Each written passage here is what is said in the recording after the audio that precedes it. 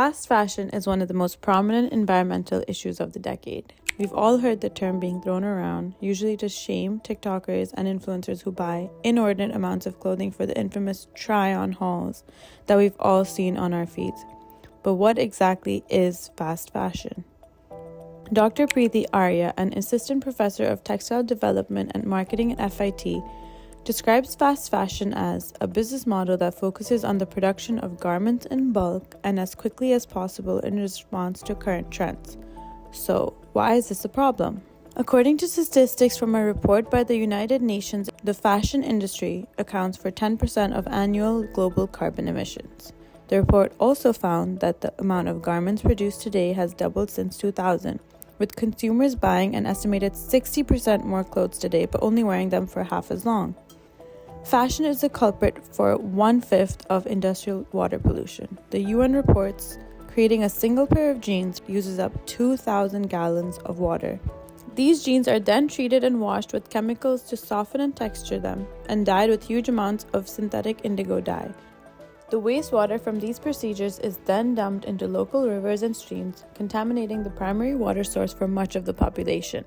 Having no other option, people in these regions drink this water, leading to a barrage of gastrointestinal problems, skin diseases, and malnourishment.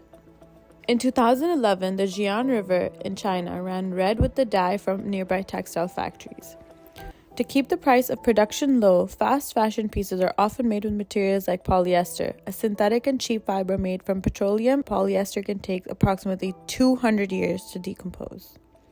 And not only does the fast fashion industry rely on cheap materials, but cheap labor as well. Out of 75 million factory workers worldwide, only 2% make a livable wage. Ever notice the tag on that Zara shirt that says "Made in Pakistan"? H&M and Shein as well. In fact, most fast fashion brands usually outsource their label to third world countries such as India, Bangladesh, and Pakistan. This is not a coincidence. The garment industries in these countries allow companies to pay their workers inadequate wages, expose them to dangerous working conditions, and even allow the exploitation of child laborers. So, what can we do? Accent ठीक है ना मेरा? समझ आ जाएगी लोगों को? The inspiration for Black Sheep was something that I thought about a lot. I started to become obsessed with the idea of where our raw materials are coming from. We usually use the wool from normal sheep, which is white sheep. But you also have black sheep. They're kind of discarded and not used as much because of their color. So that started to get me to think about using the things that we generally attach a stigma to and discard based on our preconceived biases. So that's kind of where Black Sheep came from, and it started to become, for me, more of a subversive, countercultural term where we're challenging the status quo. We want to get raw materials and ingredients for our products that are sourced sustainably, manufacturing processes that are ethical and sustainable, that give back to the people who are creating these incredible products. In every step of the process, we want to be able to give back in some way and promote well-being. And I think for me, the key word is to empower people instead of exploiting people. So that's kind of like the main goal.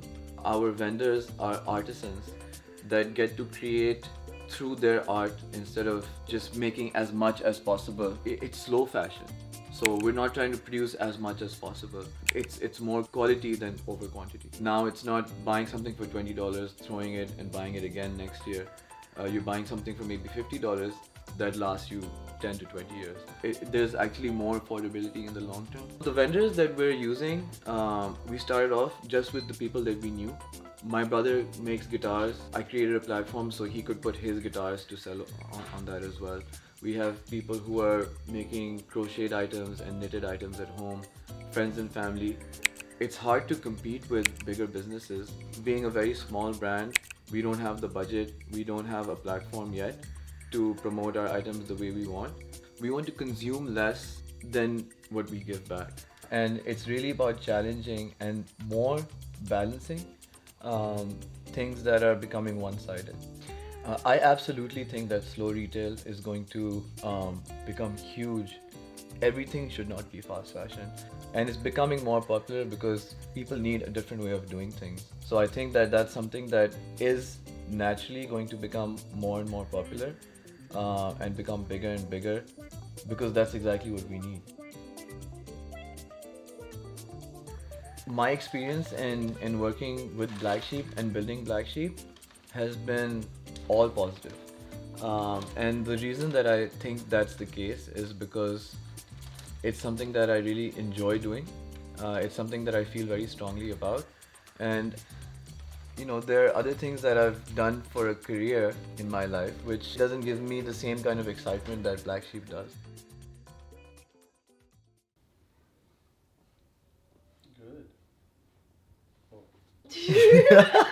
You can put that into the